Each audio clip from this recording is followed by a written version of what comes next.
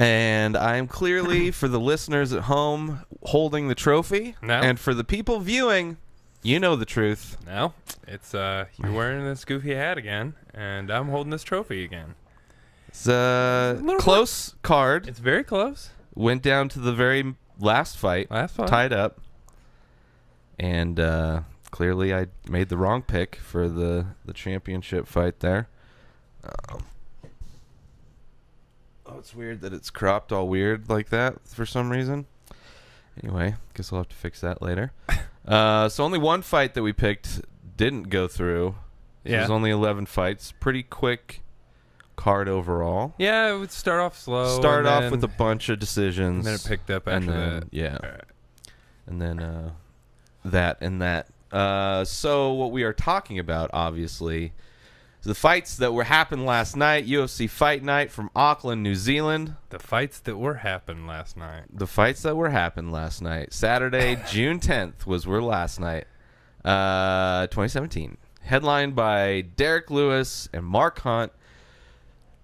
Let's get into our picks. Starting off with the one and only early Fight Pass prelims.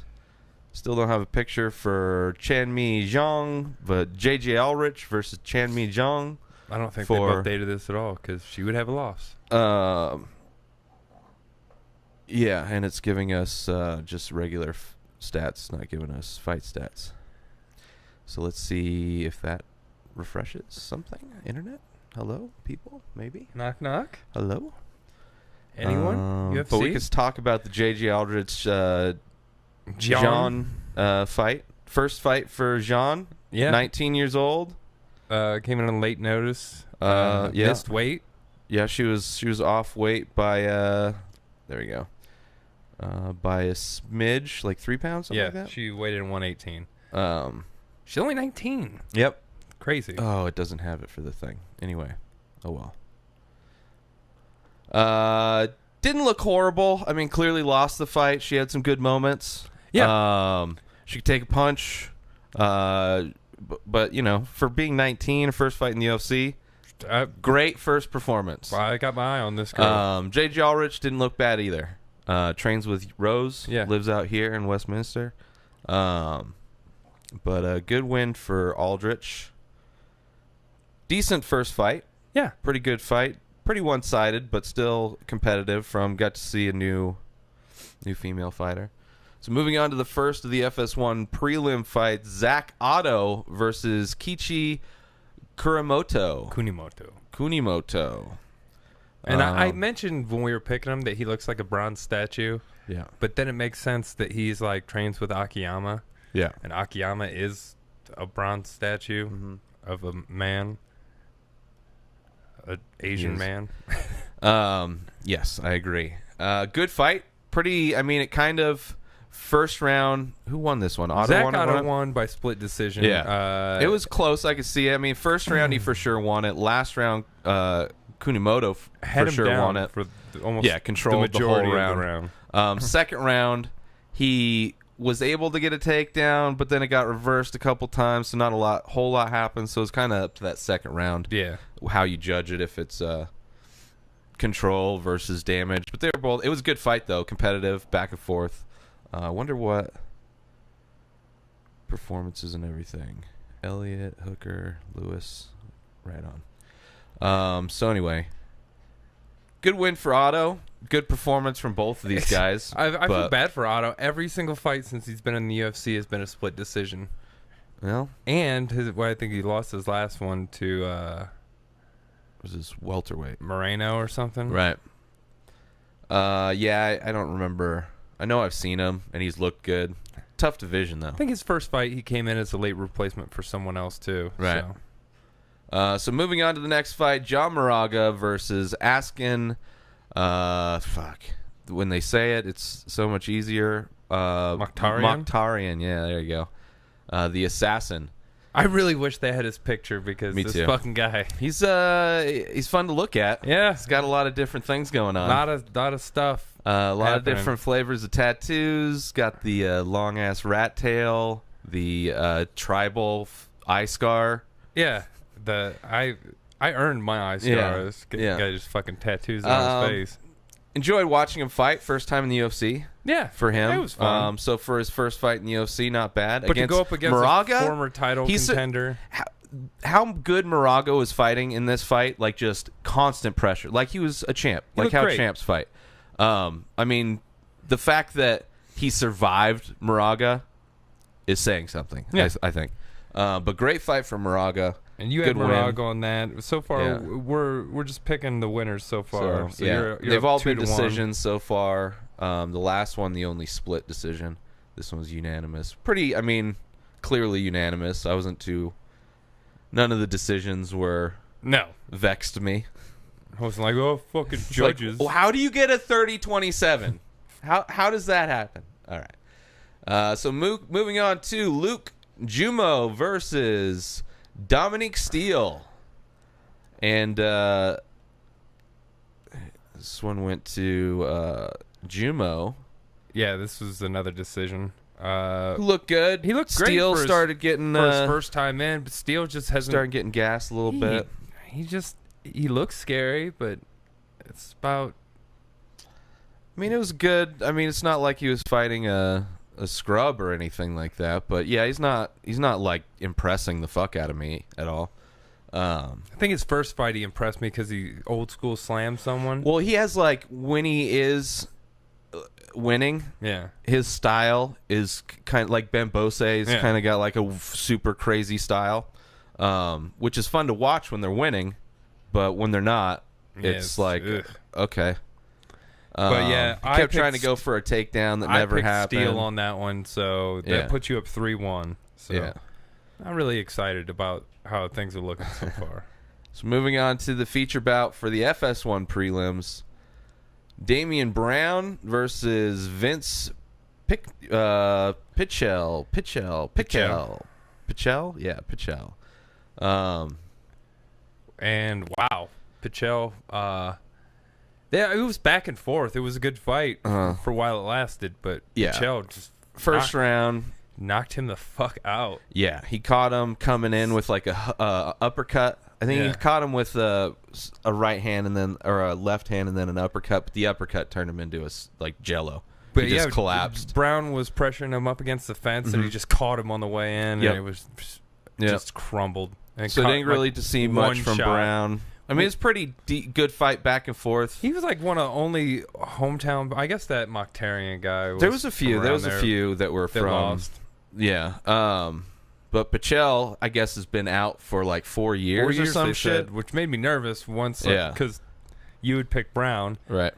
But he came through. Looked good for 4 years off. He was screaming about ring rust being bullshit, which is like, okay. For you, maybe. For you, yeah. Okay. Good job. Yeah. Maybe you're just good. Maybe you look better after that was 4 ring years. rust. So moving on to the main card of UFC Auckland, starting off with Alexander Volkanovski versus Mizuto Hirota, the Pugnus. This was Volkanovski's first fight in the year. There's a lot of guys' first fight, but Volkanovski really impressed me. I guess he normally fights at 135, so this is him not cutting as much weight to do 145. They were mentioning it during the broadcast, and he looked great. He was out wrestling him. Started pressure. To kind of gas towards the end. At the end, but because it was a lot of wrestling. He was kind of dominant in a lot of positions. Hirota can take a fucking spinning elbow. Oh yeah, because this Volkanovski landed about 4 of them flush. Yeah, pretty one-sided fight. Piecing him up. It was a great fight. Yeah. No, this was another decision, but it was unanimous. He won every round. Yeah, for sure.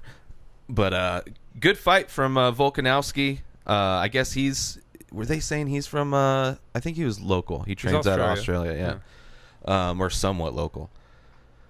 But good win for Volkanovski. Look forward to seeing him move up the ranks. So next fight, Tim Elliott versus Ben Wynn. I picked Elliott.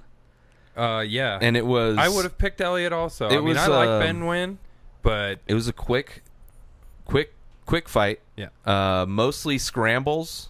Not a lot of stand-up. It kind of went to the ground pretty quick. And Ben landed a good shot. Yeah. Got him down. Yeah. Took his back. Yeah. Took his back like twice. Like the first time it didn't work. Well, Tim Elliott was good at trying to get out of shit. Stood up and went 2 hands on the feet. Yeah, he was caught in a rear naked choke and didn't defend the hands. He went for the hooks instead of the hands. Mm-hmm. And Ben sunk it in. What it was 40-second fight? Yeah. Yeah, 50. It was crazy. Yeah. Good win for Win. and he's kind of like, even though he's from the US, like he was like an MMA champ in Australia. Right. Like that's like where he started his career was in Australia. Right. That's cool. Cool. So I think that's why they had him on the card. Yeah. Help sell tickets, basically local. So that actually tied it up. Yeah. Or no, actually, now I'm in the lead because I had Volkanovski. Yeah. And you picked Elliott on that, so now it's 4-3. All right, moving on to Henrique da Silva versus Ion like Lion and Zion Kutalaba, the Hulk, Mr. Nipples. Mr. Long Nips himself. Yeah. I an even quicker fight. I picked Da Silva in this one. An even faster I really fight. shouldn't have because he got clipped and pounded out pretty quick. Yeah. Yeah. It was, I mean, all these last fights basically are finishes. Yeah. And these two back-to-back, like, super quick finishes. Like, not even a minute. Like, not even a minute. No, it's a minute like total. A minute total? Yeah, it's a minute 9, according to Wikipedia. Yeah. But good win for Kutalaba. I think he lost his last fight. But he's been fighting kind of tough dudes. Not that Da Silva's not a tough dude. He just kind of got caught early and got pounded out pretty quick. So moving on to the next. So now that ties it up. Right. I had Da Silva. Dan Hooker versus Ross Pearson. Dan Hooker coming up in weight. Fighting at a heavier weight class. Light heavyweight. No. Lightweight. Read the wrong one. And looked good, man. I mean, it was a pretty... Rewatching it, like I just remembered the knockout from last night, and then rewatching it is like, all right. It was close. Pearson was actually in it. He kept catching Pearson with like this double jab, something. I forget what it was. He kept throwing it over and over again, and then Pearson kept going for that fucking left hook to the body and kept, lowering his head. I don't know if that's what he was throwing when he got caught, but he was going in. Yeah, and it was perfect, perfect knee catching him. And Hooker used his distance good for being tall against a vet. I was pretty impressed with Dan Hooker. He still got caught a few times. Sure. But, handled it well. I don't think Ross was ever winning the fight. No. Maybe parts of the first round. Cracked maybe him a couple times though. The kid's nose was busted up. Sure. Yeah.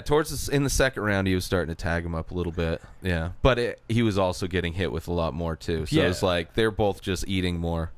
But good win for Dan Hooker. You picked Hooker. He's a local guy. They had a bunch of giant Hooker fans bunch of Hooker sluts in the stadiums with giant heads. And now that puts you up 1. Right. Moving on to Derek Brunson, Invisible Man, who is so black you can't see him. Yeah. Versus Daniel Kelly. I mean, I picked Kelly in this. No, I didn't. I picked Brunson. I was you were happy with Kelly. I would have picked Brunson too. Yeah. But it's like Kelly's a tough guy. He just ends up winning a lot. Except for this time. I think the first punch thrown knocked him down. It was another quick one. This one lasted a little bit longer. Oh, Brunson's got now he's a shadow person. He's not even ranked. Maybe they're updating the site right now. Quick win for Brunson. That's how it should have gone, right? Yeah. And when you see matchups with Kelly, like, that's probably how it's going to go. And then usually... How I thought... so many of them. But, I mean, is Rashad was... But Rashad had been out and injured and not looked good in forever. So that was more of like a two old dudes. Just look back basically. At his patty cake match with Little Nog. That was a terrible... That was just a That was like the Theodoro Alvey fight. Just high five. Where they just not engaging the whole time, So good win for Brunson. So that ties it up. Down to the last match. Yep. Derek Lewis versus Mark Hunt. We have Lewis on a run. He was on a 8 fight win streak. Mark Hunt had been not winning a lot of fights. Lost to Brock, and then he lost to Alistair. And it seems like there was one other one in there, but good win for him. It was a pretty even fight for the most part, up until like Lewis started getting really gassed and like couldn't do anything at that point. He's still throwing crazy shit. Yeah, he was throwing crazy kicks. Not a lot were landing. They both tagged each other. They're all landing. The Mark Hunt, it's not like he whiffed on those kicks. Appeared to be just controlling the entire fight, though. Even though Lewis was backing up the whole fight. His back was against the cage the whole Hunt fight. Pretty much dictated where the fight happened. Lewis was trying to counter every time Hunt came in, and he would kind of throw, he'd throw the kicks and like the flying knees and shit from distance. He didn't want to get anywhere near when Hunt came in. But he tagged Hunt, a bunch of times. So, I mean, it was a competitive fight, but once Lewis, again, like his fight, although he turned it around in his fight against Travis Brown. Yeah. He's got some gut issues. Well, and then Mark Hunt, once he started to get him tired, smartly just started going to the body with some heavy shots. Well, and he's probably seen the last fight Lewis was in. He's like, oh, well, that's a big target. Like, anybody that fights Matt Brown knows that his liver is a target. Yeah. Like, he's gotten dropped by liver shots almost more than anybody. I know there's a couple other guys that get dropped pretty regularly with liver shots, but yeah, it's a hole Lewis has. But it's also, he's fighting a guy that's been around forever in the heavyweight division, still relevant for the most part in the heavyweight division. I mean, they're 6 and 7. Yeah. But what'd you think about Lewis saying he might retire? I don't know. A lot of people are saying they might retire. And he doesn't like he's like Rumble. He doesn't like training and all that shit. He's just, he was knocking a bunch of people out. But a lot of people are talking about retirement. It's just do whatever you want to do. I don't give a fuck. It would suck because he's at least interesting addition to the heavyweight division. And if he left, new. And just having anyone which is new. What we don't have. And he's good. Fun on the mic. Not just new. They have a bunch of shitty heavyweights that we see all the time. Yeah. But they don't last long because they all dog shit. They all get knocked out by him. They get knocked out by some, or they win a few dog shit fights and then they fight somebody that's anywhere in the top 10 and they get knocked out, or top 5. Yeah. I don't know. I would hate to see him leave, but if he wants to do, I don't know. I don't know. It's whatever. He also said he wanted to take a break after his last fight and go on vacation and shit, and he didn't do any of that. Yeah. So, yeah. And Mark Hunt, like, I could see Mark Hunt retiring. I know his contract's probably up, and I would guarantee if he still wants to fight, he's going to Bellator. Or Ryzen. I mean, I'm sure he get paid more at Bellator, but maybe Ryzen. Who knows? Why would he want to go? Why would the number one guy that bitches about getting beat up by roided people, if he goes to Ryzen, then fuck Mark Hunt, because you've just been a whiny bitch. You're going to like the most Pride-esque thing, where Pride was the most clean sport known to man. That's where he started. I know, but now it's like you can't like whine and bitch about like losing to like people that had taken steroids and then go to the number one organization of steroid use. You can't do that. I agree. I mean, you can do that, but that's like, little hypocritical, just a little bit. But I could see him going to Bellator just because he get paid more, get sponsors, and Bellator loves buying names, and they don't have a heavyweight division really. Yeah, they do. Mitch Rion, Fedor. Oh, Fedor, really relevant fighter. No. What, Roy Nelson just went over to Bellator. Yeah. And that's why I can see Mark Hunt going over there. Yeah. It's not like he's lighting shit on fire in the UFC. He just beat Chet Congo. Chet Congo's been fucking nothing forever, though. He's a gatekeeper. That's the thing. At the top of his fucking... Yeah. I mean, they're trying to buy old UFC fighters that have name. That way they don't have to build people up. It's like, oh, there's name. Casual fans recognize them. Old fans maybe. At least they're still getting a paycheck. That's, I mean, sure, good on them. Sure. Because the UFC would probably drop them, and they wouldn't get paid anything if there wasn't a Bellator. Well, if they still want to fight. Yeah, if they still want to fight. Set anything up outside of the octagon. But good win for Mark Hunt. Not a horrible loss for Derek Lewis. I mean, it is the heavyweight division. Yeah. And he did go to the fourth round. He didn't really get knocked out. He just it was kind of, if anything, due to exhaustion. If anything, it was a quick stoppage. Yeah. Because he wasn't rocked. He was kind of turtling up because he was tired and he was starting to get hit. But it wasn't like he was hurt. He was just exhausted. But he didn't. He was exhausted. It's not like he was mad they stopped it. But from what it looked like, if we didn't know he was exhausted, that's a bullshit stoppage. Oh yeah, that's a bullshit stoppage. What? But it's still good. Heavyweight doesn't need to take any more punishment. All right, so that was the UFC Fight Night, Auckland, UFC Auckland, New Zealand. Overall, pretty good card. A lot of fucking finishes towards the end, which was a lot of fun.